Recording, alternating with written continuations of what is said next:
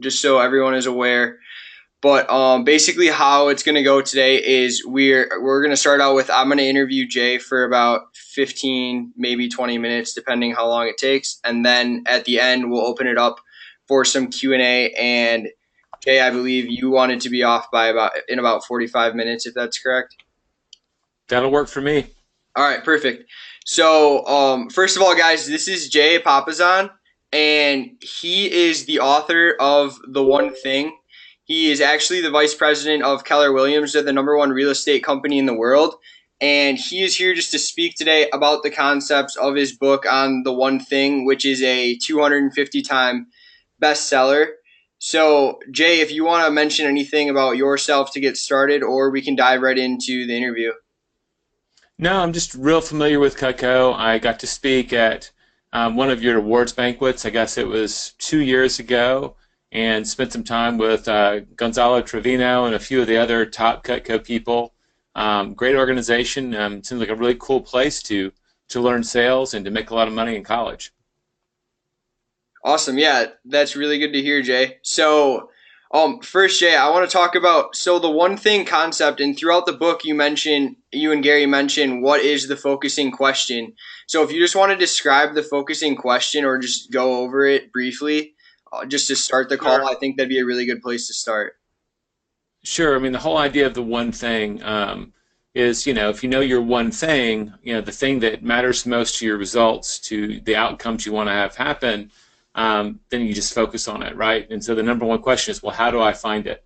Kind of in the middle of the book, after we cover the lies and some other stuff, we cover the focusing question. And it goes like this: what's the one thing I can do such that by doing it, everything else will be easier or unnecessary? As a question, it's kind of a peculiar phrasing, and I'm sure we'll say it again, but it came out of Gary's coaching and consulting calls. He was working with our top owners and agents. This is back in the 90s. And a coaching call would be about a 30-minute call each week. And so they would almost always end with the same sort of format. The coach would ask, what do you need to get done this week, to hit our objectives? And then the coachee makes a commitment, right? So they would list out their top objectives for the week, and then when you call in the next week, you check those things off.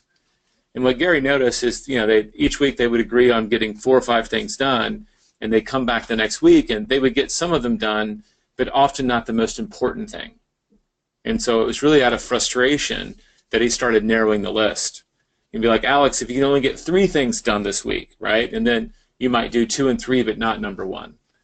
Finally, like if you can only do 2 things, and it was really kind of in almost anger, he's like really frustrated. He's like, all right, if you can only get 1 thing done this week to move the ball forward, what's it going to be? And what kind of shocked him is that when he narrowed it down to 1 thing, everybody did it. So the first aha is if you only have 1 thing on your to-do list, it's total accountability. You either did it or you didn't. There's no place to hide. Second, which was a little bit more surprising, is that when they did the most important thing, they kind of tended to do the other 4 or 5 things anyway. So just by narrowing your focus to making a battle around the most important thing, a lot of the other stuff got done anyway. So again, that we teach people to ask so they can identify that. It's what's the one thing I can do such that by doing it, everything else will be easier or unnecessary. Real important that it's can do, not could do, would do, or should do. I really think it's important to get into action. So you're asking for your most important activity today, something you can get doing today, and the rest of it, such that by doing it, everything's easier or necessary, just means you're going to take advantage of Pareto's principle. Whatever it is that you choose is not going to be a one-to-one cause and effect. You're going to do something, and it's going to have a bigger impact. It's going to even eliminate other work from your life. So that's kind of the focusing question in a nutshell. Awesome. Sweet. So yeah, so guys, for sales representatives, the one thing is probably just, hey, you need to make calls every day. If you don't make phone calls, you won't have any appointments and you won't sell any Cutco. And then for managers, I would say your one thing is definitely going to be recruiting PRs. If we all know personal recruits are the most effective sales representatives, and if you're not recruiting PRs every day, then you're not doing the one thing you need to do to be successful. So that would be my 2 cents in terms of managers and sales representatives. Now, Jay, that leads me I into. just, I'll add on to that. Okay, yeah, go ahead. It's no different. It's no different in any business. Almost every business, their one thing at some point is sales, and at a certain level of growth, they're not just reaching out for new clients and customers. They're reaching out for recruits because the best companies spend significant energy recruiting talent to the organization. So, leads and then leverage is how we would discuss it in our first book, The Millionaire Real Estate Agent. But that core activity, and both of them involve kind of the same things. You're phoning, you're meeting with people, it's outreach, you're building relationships. The core activity isn't that different. You're just looking for different people for different reasons. Yeah, that's a really valuable insight. I really like that, Jay. So next question would be, what are the keys to? So in the book, you guys talk about balancing over prioritizing over balancing. So, what would be the keys to changing your mindset or your language from that? Okay, I need to balance all of these tasks to I need to prioritize these tasks to be more effective. Well, I mean, there's a couple ways we can go with this. I think a lot of people are looking for balance in their life, and so we could talk about that, and we can also talk about prioritizing. So I'm just going to kind of knock them out one, two. Let's do priorities first. I think most of us have a to-do list, and the problem with to-do list is that they just show up in the order that you think of them or write them down. So, I use an app called Wunderlist. The main reason I use it is it allows me to actually move things from when I write them down to the top of the list. I can actually bring priority to it. Because otherwise, when I go to look at my list, whatever's on top is just the first thing I wrote down. It doesn't mean it's the most important. So one of the first things we kind of ask people to do when they're kind of willing to dive into the one thing is when you get up in the morning and you're ready to work, you pull out your to-do list and you just make one extra step, right? Of all the things that I could be doing, there's usually only a handful that you really should be doing, right? There's important tasks that stand out in those crowds. And so just circle those or highlight those, whatever you need to do, and move those to the side. And then ask the question, right? It's kind of like the focusing question. If I can only do one of these things today in order to hit my objectives, I only get to do one, which one would I choose? And that becomes your number one. And then you ask, if I can only do two things today, what would my number two be? And then you actually prioritize that list. And in my experience, I've taken so many people through this exercise. They literally could have 20 or 30 things on their to-do list, but when they just take 5 minutes or less, I usually tell people it takes 3 minutes. If you just do it fast, that's how long it takes. You can look over and you'll only have 4 or 5 things on your list. Because on any given day, there's all this stuff that we could be doing, very little that we really should be. And we always should start with number one. So we call that turning a to-do list into a success list. And we believe, and in 5 years of research on the book, the top performers, they always launch their days with their top priorities. They're always acting on their priorities. And just understanding that, the 80-20 principle, that's just huge. The 80-20 principle, Alex, is that something that y'all are taught at Cutco? Yeah, a lot of people actually mention the 80-20 rule in a lot of our messages, and I actually had it on here for you to speak about. So go ahead and speak freely as much as you want about it.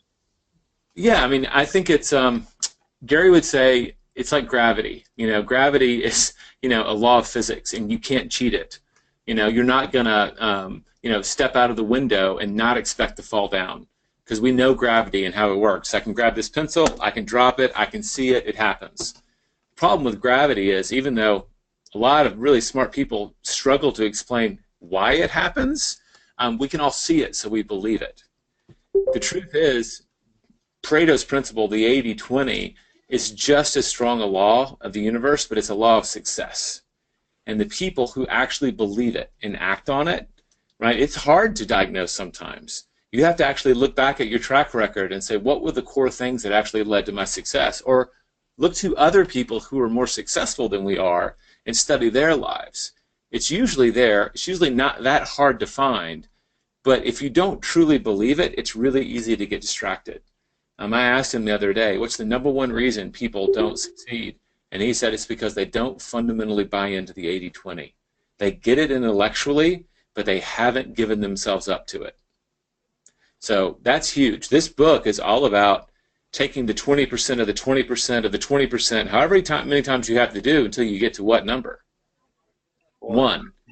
We want to get people down to their most fundamental activity on a daily basis because we believe if you tackle that, most of the other stuff is either going to take care of itself or you'll get to it. But you get to start your day with that kind of righteous sense of, man, I nailed it. I've already done my most important work. I get to coast the rest of the day. And it does feel that way. So the other half of that question, and if people have questions around this, we're going to have a Q&A at the end. I know some people are popping in as we go. But we can definitely circle back to that if people had more specific questions about the 80-20 rule. The balance part. So I imagine a lot of people are struggling, like, how can I be the best student I can be and be a top Cutco salesperson? Is that what you were talking about with priorities? Yeah.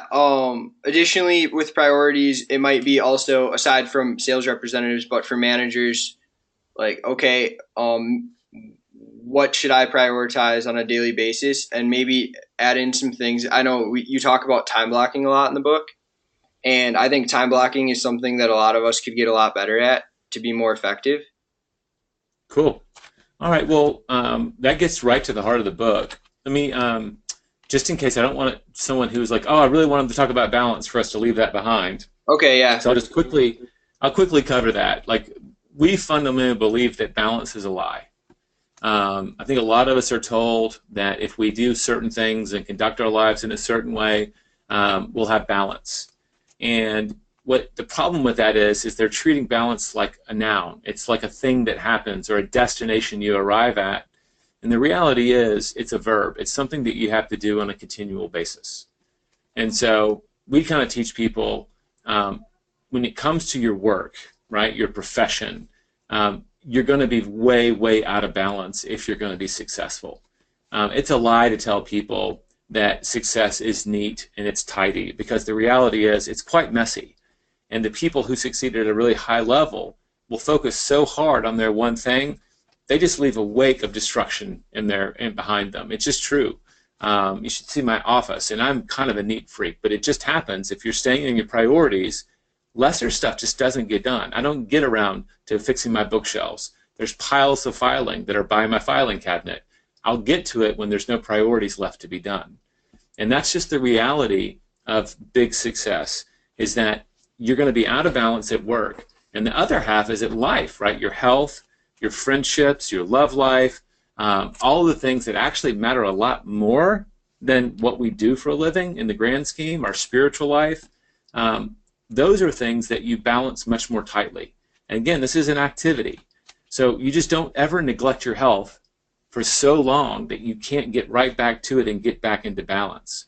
It might be that you go to a convention so you don't get enough sleep for 3 days.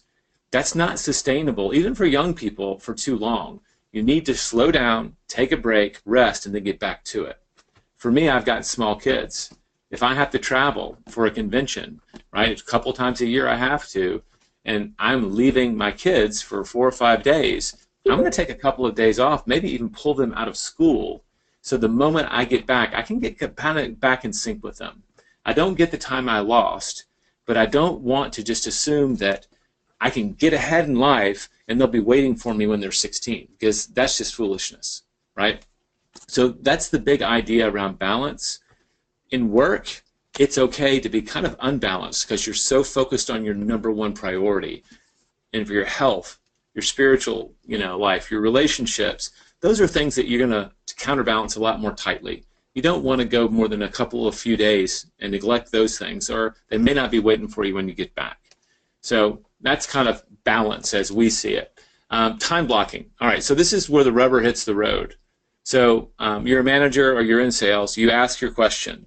I think the answer is lead generation for both. I'm going to lead generation for clients, or I'm going to lead generate for, you call them PRs, is that, you said personal referrals, is that what you call them? Yeah, personal recruits, PRs, same. Recruits. Yep. There you go. Personal recruits. You're going to lead generate for one or the other. It's one thing to understand that that's your priority, but how do we make that actually happen? We believe that it's time blocking.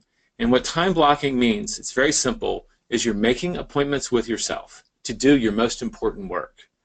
the beautiful thing about calendars is we all use them, right? Whether it's just on your phone or, I've got a nice little leather-bound, old-fashioned paper calendar that I use for a lot of my planning because I like to see a big block of time at once. I want to know what my month looks like. But I also have my phone, and every hour that I have a meeting, 15 minutes before, it's going to vibrate and tell me where I'm supposed to go. So we already know how to deal with a calendar, but most people's calendars are full of reminders for birthdays and appointments with other people, lunch with John, dinner with Sue, whatever that is, meetings with these people. If you looked at the calendars of the top performing people in any industry, what I'll tell you, what we found that you'll see there is appointments with just themselves. They actually block out time, make an appointment with just themselves to do whatever that thing is. There's some research that really backs this up. It actually came out after the book was published. It was in the British Journal of Health Psychology, I believe. But they were trying to get a group of people to exercise for 20 minutes a day. So they had a control group. They were just told, you need to exercise for 20 minutes a day. Didn't really say anything else, but for 2 weeks we want you to do this. Control group.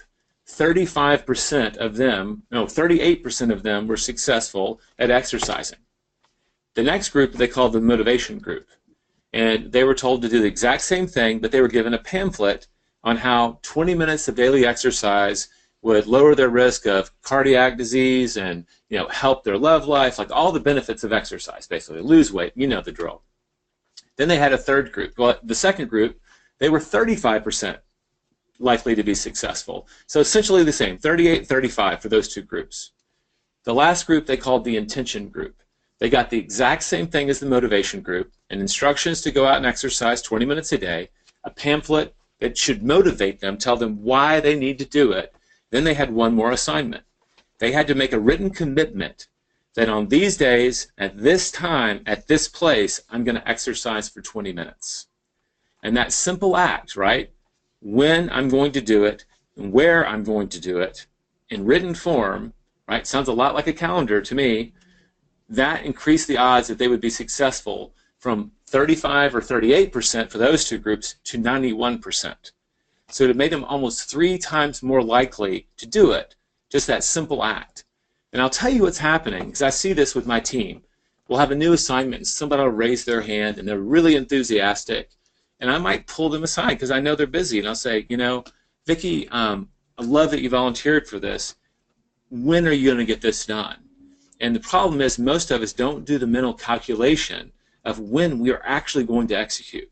And sometimes you'll see that look on their face like, uh-oh, there's only so many nights you can pull an all-nighter because you've overcommitted yourself.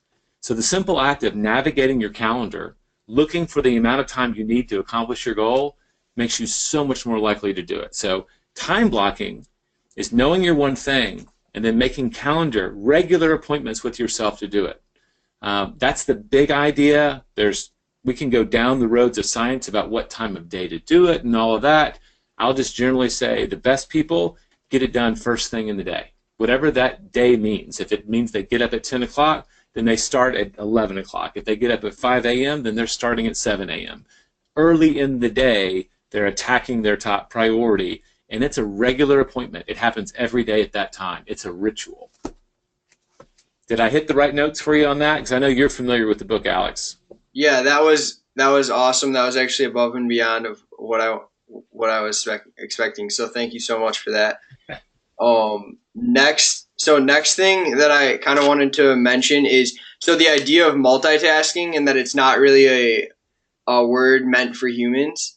And so if you could just talk about multitasking and why it's not really that good of a thing to use in your life. Sure.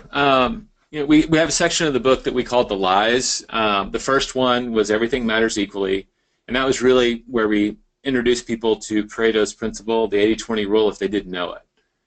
When you have a to-do list and you're just trying to cross things off, right, to make it shorter, you're treating everything like it matters equally, and that's just the wrong way to go. So the whole priority conversation we already had. The second, probably biggest challenge that people face, especially today, is that if you have a lot of stuff on your plate, you just assume that you can do 2 things at once.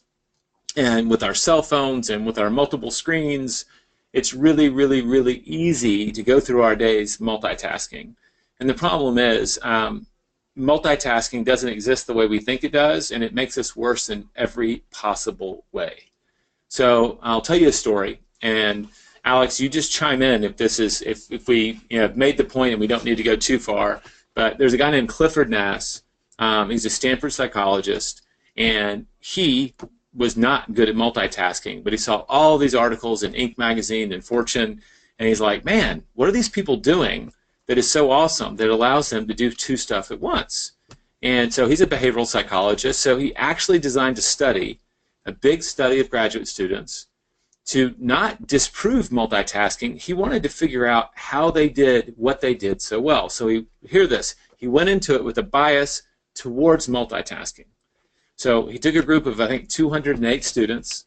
Half of them were self-declared great multitaskers. I'm awesome, right? The other half were people a little bit like him. They were a little bit on the focus end of the spectrum, and they weren't good at multitasking, and he called them low taskers. And they gave them a battery of 5 or 6 tests, including one of multitasking.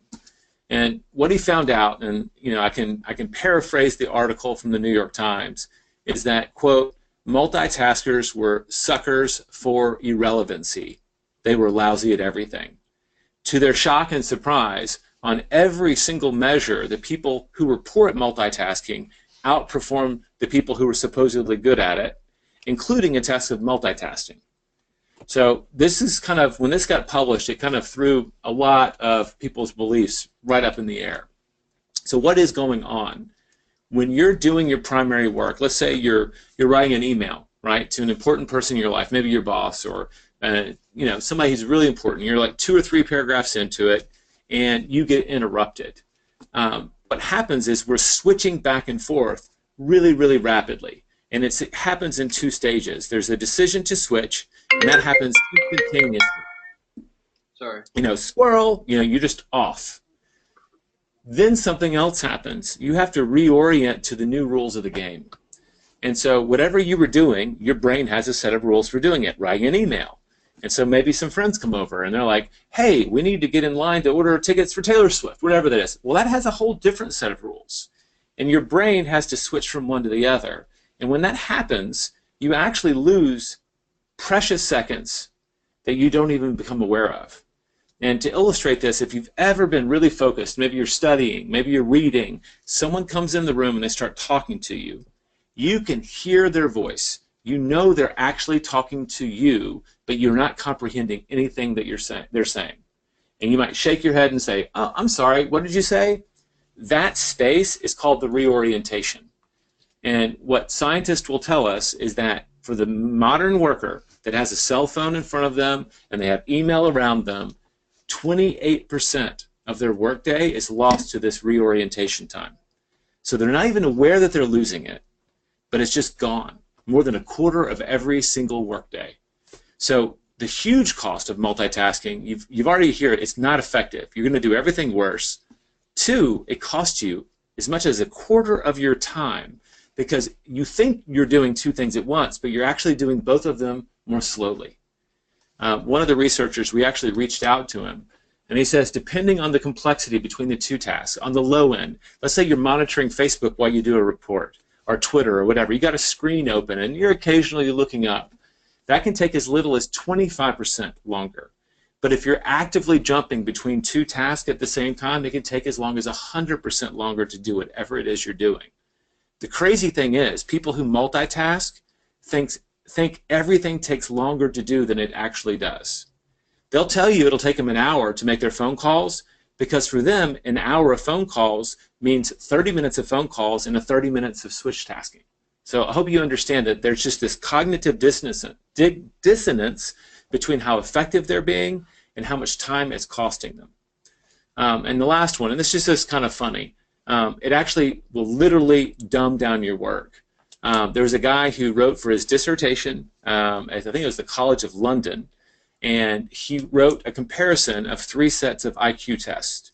I actually heard about this on the Tim Ferriss show for the first time. So you had one group of people who took an IQ test and they were focused. You had another group that took an IQ test and they were interrupted by phone calls and emails every 5 minutes. Then you had another group, and they actually took an IQ test stoned, right? So, this actually took place quite a while ago, like before all the laws in Washington state. But not surprisingly, the people who were focused scored 10 IQ points higher than the other two groups. The reason that we even heard about this is the people who were stoned scored 6 IQ points higher than the people who were multitasking. So that's a giant leap, folks. 10 IQ points is huge, especially if you're doing your most important work. So what I usually tell people, it's hard to avoid, right? My kids are like bumping into walls playing Pokemon Go right now, so it's going to happen. But when you do your list in the morning and you identify your number one, just try tomorrow removing all distractions. Try to make sure that just for 1 hour or however long you commit to do it, you're not going to multitask while you do your number one, and see how that feels. Because it's really tough to remove it from every area of your life if you're really used to doing it, but start with just your number one. So that's my longish kind of speech on multitasking. We actually have 7 costs, I believe, in the book, and that's just 3. Yeah, and from what I remember reading in the book on multitasking, those were some of the points that I thought were really interesting. Um, and so, last, Jay, before we open it up to questions from the whole group, on page 150 in the book, well, at least in my copy, is the goal setting to the now page. And Yeah, yep, and we do a lot of goal setting, and like I said, right now we're in a sales competition, so obviously everybody has goals. Could you just go through the chart and kind of just explain, like, okay, so the someday goal down to, okay, what's my right now goal? cool. And you This can do a shorter actually, version if you want to. I what's said that? you can Did do a you say shorter something? version if you want to. I said you can do a shorter version of going through the chart if you want to. Oh, sure. I'm sorry. So goal setting to the now. I think the trouble with most people is that we're good at coming up with aspirational goals, but we're really hard at figuring out how to be appropriate in the moments of our life. If I've set a goal to be, I remember sitting down with Gonzalo Trevino, and he was very clear, and he said, I'm going to be the first person to sell $1 million worth of Cutco knives. And I think he did that last year, didn't he? Yep, he did. He broke the record. No one's ever done it. Mhm. Super duper. I mean, he's a super cool guy. And the problem, and he obviously didn't face this, but most of us, if we can throw that goal out there, but what does that mean about how we have to behave this week and today? Translating that gulf is really difficult. And one of the reasons is a concept called hyperbolic discounting. And basically, this is what it says. If I were to offer you $100 today or $200 tomorrow, everybody on this call would take the $200. You'd wait a day to get the $200. But if I change the time frame to a year from now, $100 today or $200 next year, almost everyone will take the $100. So it makes no sense from an economic standpoint. You're getting to double your money no matter what. In one case, you have to wait a year. The other one, you have to wait a day. The problem with, what investment vehicle wouldn't we all want that doubled our money every year, right? But the problem is the farther away a reward is in the future, the lesser amount of motivation it has for us today. Meaning, I really want it, but it's unlikely to guide my actions today. So it's kind of that principle is what goal setting to the now is supposed to combat. So here's how it works. You set a someday goal. And you know what? I'm just going to say, I'm going to play with Cutco. I'm going to become the all-time sales leader in Cutco in the future, right? And so the next step is you need to be a big goal, something you're not going to do this year, probably not in the next 5 years. Extraordinary success usually does take a while to build up. So you look up, say you're going to be number one all-time, forever and ever, and you say, what's the one thing I'd have to accomplish in 5 years to feel like I was absolutely on track to do that? Well, let's just say, you know what, we're going to have to tackle Gonzalo's goal, right? We'll have to have sold $1 million in Cutco in 5 years. Great. Put a pin in that, and then let's go back to this year. What would you have to accomplish this year, the one thing, to feel like you were absolutely on track to hit that 5-year goal? Well, how about 200,000, right? That's 1/5 of the way there. If I just made that same progress each year, well, boom, I'm on track. So easy math there. So $200,000 in knives in 1 year. Well, then you put a pin in that and you go back to this month. What would I have to accomplish this month to feel like I was absolutely on track for that goal? And you just do the math. What is that, like, I don't know, 18 million or something, like 18,000 to be on pace for that? And then you go back and say, well, what would I have to do this week to be on track for my monthly goal? You see how it works? You're just moving the time frame closer and closer and closer to where you are today until you get to, well, what do I have to do this week to be on track for my month, or today to be on track for my week? And what you're doing by getting closer and closer is now that short-term goal feels real. It feels so much more doable than the big aspirational. You actually usually can work out how to do it, and you also, it has a pull. You know that if you hit that milestone, you're on track for this bigger thing. So it brings significance to what you're doing today. So it works on so many layers. So that's the principle. You're pulling a big distant goal all the way back into the present so that you have a better chance of being on track. And I'll just give that a quick caveat. Nobody knows what you have to do in 5 years to be on track for that goal. That's just a fact. We don't have a crystal ball. But at the end of this year, I mean, honestly, at the end of every month, you'll be looking at that and you'll be making adjustments. And certainly after a year, you would probably know then what you would have to do to be more likely to hit that goal. And each year you'd make the adjustment. That's the way big success goes. There's not a map. But what you have to do is work backwards from where you think it is and then plod your way forward. But that keeps all of the distractions at bay because it's a straight line, right? It's not many things that you could do. There's just one path that you painted for yourself. It makes it easier to say no to distractions, the low-hanging fruit that can really get in the way, and keep you focused on the big prize. So that's goal setting to the now. I love it. I'm trying to teach it to all the people that I work with because the more successful people I interview, whether they articulate it that clearly or not, that's how they think about big success. And nobody teaches this, just nobody. Jay, that was perfect. I actually went through goal setting to the now when I read the book for the first time last year over my spring break, and basically I wrote down some goals, and I realized now after you just talking about it that I'm a little behind, but obviously I can readjust those. Now, anyways, Yeah. guys, so everybody, you can feel free to unmute yourself and ask a question to Jay. When you ask your question, just state your name and maybe your office too if you want to, but you don't have to. But for sure, just say, hey, this is, it's like, for example, I'd say, hey, this is Alex, and this is my question. So, who wants to start?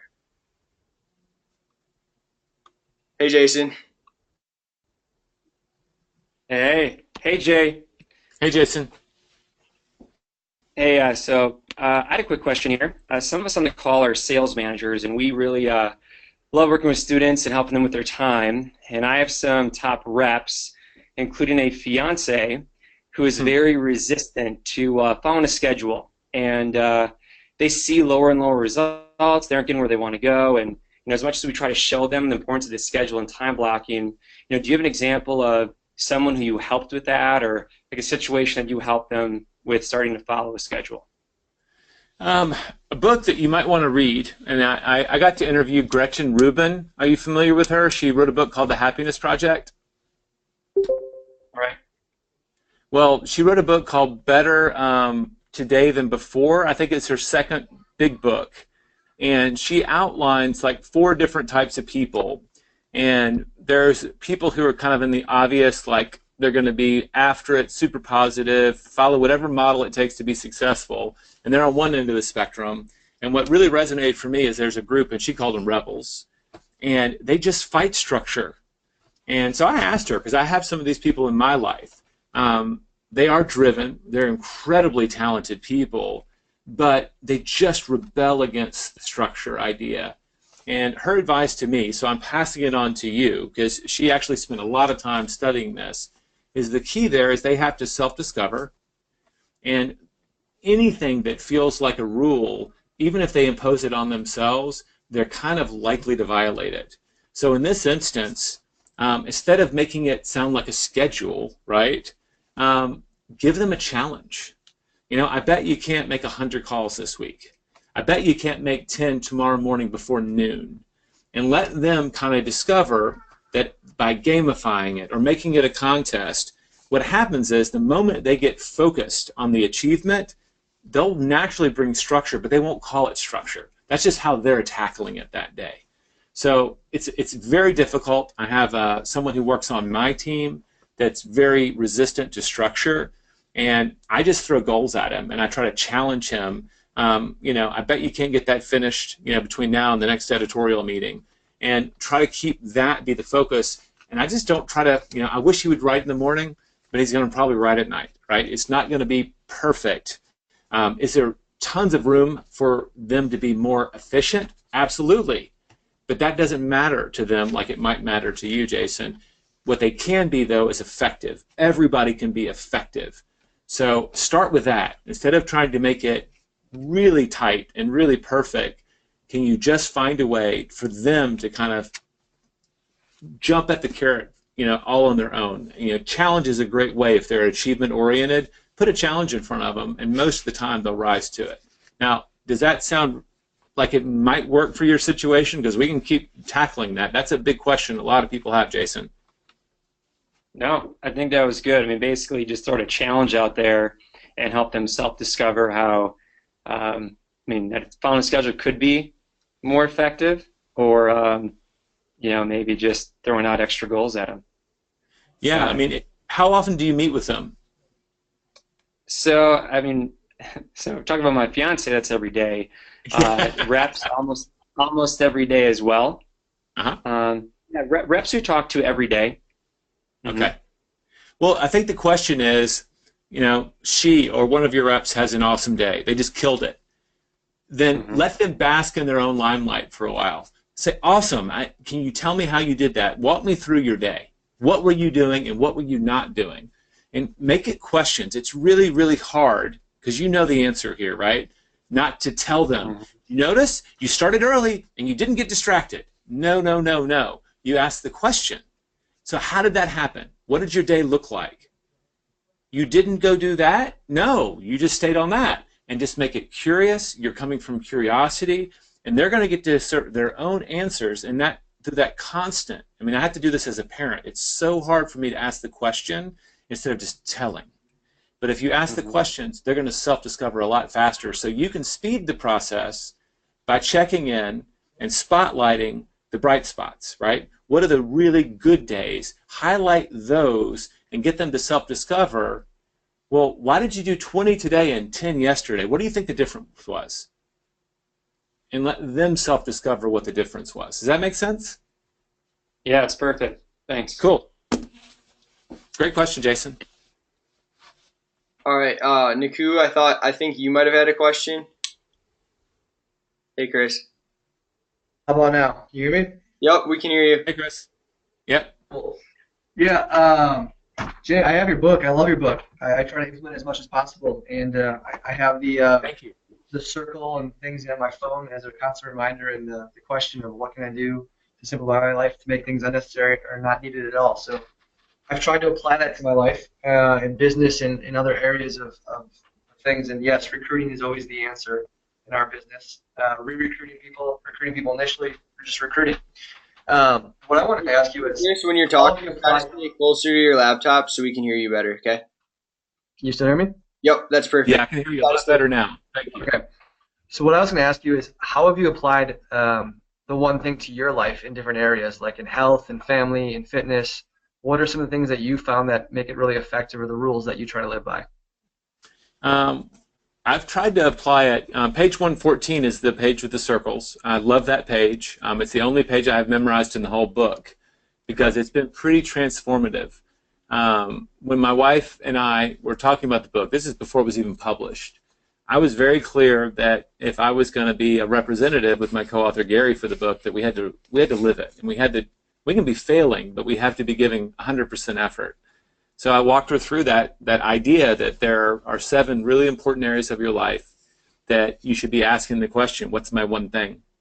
And I asked her if she wanted to do that with our family. And, what's cool is we kind of already knew what our one thing was, and we're doing it in some of them, but we also identified some gaps. So I'll walk you really quickly through the 7 circles and kind of what we're doing, and just to illustrate. And the big caveat, is my answers may not be your answers, because it's very individual, right? What your one thing is versus mine. And 2, we did them one at a time. Like when we wanted a new one, we waited until the other one was really set, the habit was formed, and then we changed our focus. So for physical health, 3 days a week, we have a trainer show up. I had back surgery and shoulder surgery. I was in a lot of pain, ballooned up to almost 250 pounds. And so health was a big consideration for me, and it was one of the first places we implemented the book. So trainer would show up. We had small kids, and we didn't want to work out separately, so we decided to do it while our kids were asleep. So we had workouts at 5 a.m. 3 days a week. And I'll make no bones about it, that sucked. We had to get up at 4:40 a.m., which meant no more late night TV for me, all those things, but it paid off. Today we still do it. It's been now 7 years that we've been doing this activity, 6 at least. And we thankfully now our kids are older, so we can start at 5:30. But we still do it 3 times a week, and we launch our days that way. On the weekends, we usually go for a run with the dog too. So that's our health. Our stand there is those core workouts with our trainer, because he'll ask us what we're eating.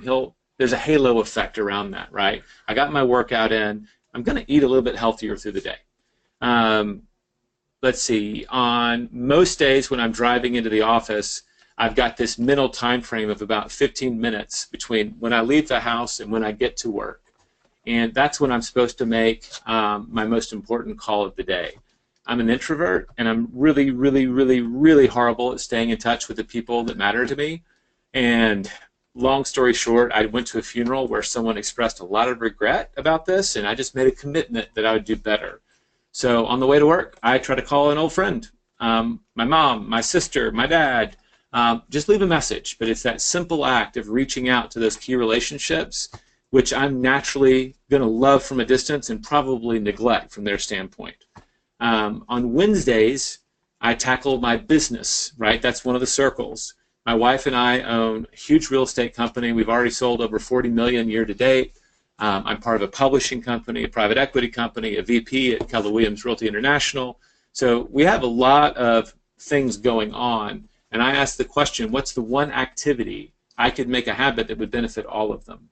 And I made a commitment to build my database. Again, I'm an introvert, so even though I get to be a best-selling author and I can, get in through a lot of doors that other people can't, I wasn't using that. So I talked to my coach, and I made a commitment to meet with a stranger every Wednesday morning at 8 a.m. for an hour. They just had to be somebody that we could mutually define as talent. Not somebody I was looking for, just a talented individual. And so I call those my Wednesday meetings with talent. They're at the same coffee shop in Austin. And that's where I met Gonzalo Trevino, Josh, somebody else. Like I met a lot of the top Cutco guys there as well. But I would just meet with them, ask how they're doing, build a relationship. But my goal was if I could add at least 50 talented people to my database every year, whenever I truly needed help, I would have an amazing network to reach out to. So I've been doing that for 3.5 years now, and now I blow through the 50. Usually get closer to about 140 new people that would appropriately be called talent that I get to add to my database. And when I give these speeches, you'll have people come out and say, I'd like to meet you for coffee, and that's just awesome. It makes the job easier. When I get to work, my one thing is to write, obviously. So 5 days a week, whenever possible, almost always 4 days a week, I'm going to have a big writing block of 2 to 4 hours where I write or research. So that's my professional job one thing. What else is there I'm missing? Financial, we do our net worth once a month on the weekend. So that's 5 habits, all before noon, depending on the day. And then there's just 2 more. We have our spiritual habit is to give thanks. We already were having dinner with our kids every night, and we just added one more step. I go around the table and say, what's one thing you're thankful for today? I read some research that if you're grateful every day, lower rates of depression, blah, blah, blah, blah, blah. Just seemed like a really good habit to take on. And it's kind of fun. My son's like, for 2 years now, he's been thankful for his Xbox almost every single day. That's what it is to be a 12-year-old. But you get those insights, and then we have date night. We had kids 16 months apart. It was very tough in terms of maintenance on the marriage. So we established a date night as a habit. So Wednesday night, so we can always get a babysitter. Me and my wife get to go out. So those would be how I tackled the 7, and we just tried to make them regular at a time we could control. Again, that's why we have date night on a Wednesday night, not a Friday or Saturday when other stuff comes up. And that's why we work out in the morning, because nobody else is asking to meet with us at 5:30, and that's one of our foundational ones. So hopefully that answers your question, Chris. I went chronologically through my day, not through the circle, so I hope that wasn't too confusing. That was pretty clear. Yeah. If no one else has questions, I'll keep firing away. Go Yeah, ahead. I'm sure Somebody Chris else. probably has another question. I just want to say, Jay, Chris is the one who actually told me, like, go buy this book right now. And I did last year before spring break, and then I read it, and then I've reread it since then. But yeah, so thanks, Chris. Hey, Chris, here's an exercise I get people to do. Like, you look at those 7 circles, and most people kind of have a hint about what they could do in each area. I usually will, write them out on a napkin or something, and I'll just say, great, I just want you to take like 60 seconds and score yourself from 1 to 10 in each of these 7 areas. From 1 to 10, how's your spiritual life? From 1 to 10, how's your physical health? From 1 to 10, how's your personal life? From 1 to 10, how's your key relationships? From 1 to 10, what's your job like? 1 to 10, what's your business like if you own one, right? And 1 to 10, what's your financial life? And people will score themselves pretty honestly if they do it fast. And then you look at those results. I usually will make them kind of color the pie in depending on how high the number was. There will always be a 2 or a 3 in there, and they'll usually be like an 8 or a 9. Most people don't give themselves 1s or 10s. And then I'll look at them and I just say, great, you have a choice. You can go to the lowest number or the highest number. It's your pick, but I would go to where you have the greatest pain or the greatest opportunity. Do you want to take that 8 to a 9 and just know that you're maxing that out, or do you want to take that 3 to a 9 and remove a source of pain? And when I go through that little exercise with people, by and large, they'll go to the 3 or the 2, and they'll say, well, what's my one thing here? And we'll just ask the question. They'll make a decision, and they'll make a commitment to do that thing. And in doing it, they'll often see better results in all of their circles as a result of tackling that. So that's how you start that process.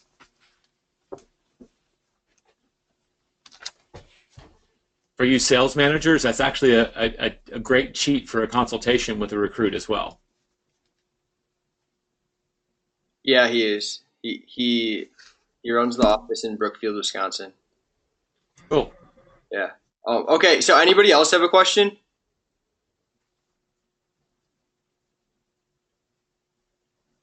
No? All right, Chris, any more questions? Yeah, so you just referenced kind of what I was going to ask you is, like, have you found like an overwhelming, like, a pattern that can hack the different circles and kind of make it one thing where it kind of gives you momentum going into the other things that leads to, the one thing of one things?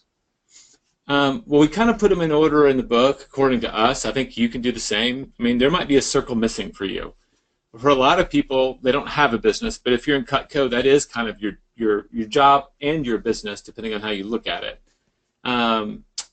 We started with spiritual, and then physical, and then personal. Those are all kind of very personal, but if your foundation isn't set, kind of everything above it is going to suffer at some point.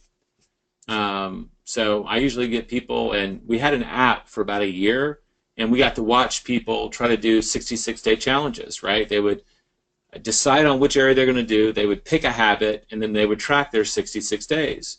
And by and large, people checked off that they felt good about where their spiritual life was. Whatever they were doing or not doing, they were okay with it.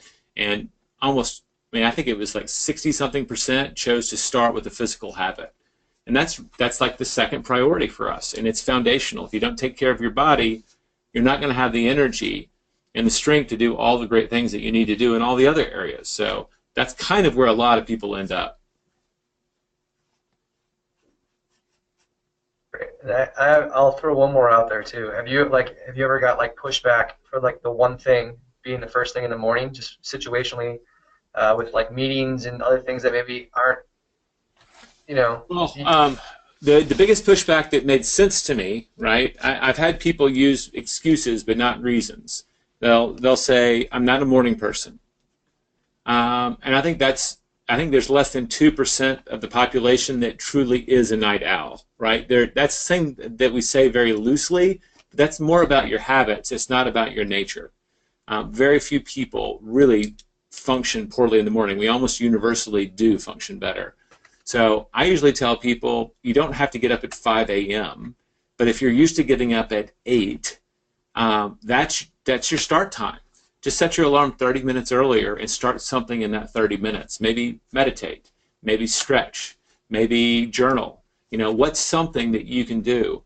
My favorite cheat of all time I learned from Gretchen Rubin. I'm pointing to her book off screen. I don't know why, like I thought y'all could see that. But when the time changes this fall, everybody typically is not achievement minded about it. They use that as an opportunity to sleep in an extra hour. I always see it as an opportunity. If I want to get up an hour earlier with zero cost to my energy, because I'm already used to getting up at that time. And that extra hour is all you need to get a whole lot of stuff done. So that's the number one pushback. And then I see students, right? Because I remember this. On Monday, Wednesday, Fridays, you have one schedule, and on Tuesday, Thursdays, you have another one. And that can change from every semester. So I get it. And if that's the situation, the main thing I tell people is go as early as you can go, because the earlier in the day, we do tend to have more control of our time. It's just a fact. And two, we have more willpower. So on the days that we don't want to do it, we're more likely to do it. And then just try to find time that you can control consistently. And it's a little bit harder to say Monday, Wednesday, Fridays I do this, and Tuesday, Thursdays I do that, but it's not like a giant leap. So you can have a movable, structure, but it needs to have structure. It can't just be random, random, random. All right, cool. Yeah, no problem, Chris. Jay, you can't see what Chris said. Thank you. So, okay, Oh, cool. so yeah. He also waved that he wants to have coffee with you on Wednesday sometime, which I don't think you could All see. right. Next time you're in Austin. Chris, I'll take you up on that. what? Okay, cool. I'll take you up on that one. Cool. All right, so unless someone else has a question aside from Chris, we are past 2:45. And so if does anyone else have a question? Last chance. Stump the author. All right, so I'll take it at that. So, Jay, I want to say thank you so much for being on the call for us. I think it's going to help out the region a ton, especially in our busiest week. Additionally, for some action steps for everybody, 2 action steps that I wrote down were re-listen to the recording that I'm going to post on Facebook for us, and just re-listen to it and reiterate it, and take more notes than you've already taken on it, just to get everything down. And then my second is just, Jay, if you have a place, the best place to buy the book, if you guys haven't bought the book yet, then I would say you need to buy this book. It's one of the books that I know helped Chris grow his business, and as you guys know, Chris is one of the leading managers in the company right now. It's definitely helped me a ton. All fine bookstores. Like I just found out we're in Target right now. So that's kind of cool, but you're going to get the best deal on Amazon. That's just a fact. I mean, nobody can match their pricing. So definitely just wherever you like to buy books, go support that bookstore, and that's cool for us. Okay, cool. Thanks, Jay. Well, Jay, I also recommend get an audio book too, so that you can listen to it in the car when you have time, because that's helpful too for going on runs. Just an FYI. Thanks, Chris. All right, y'all. Good luck in your contest. I hope y'all all have a huge July and hit all your goals. Thanks so much, Jay. All right. All right, we'll talk soon. All right, guys. Well, that's all we have here. Thanks so much for being on the call, and I'm going to post the recording as well as a link to buy the book on Amazon, okay? Thanks, guys.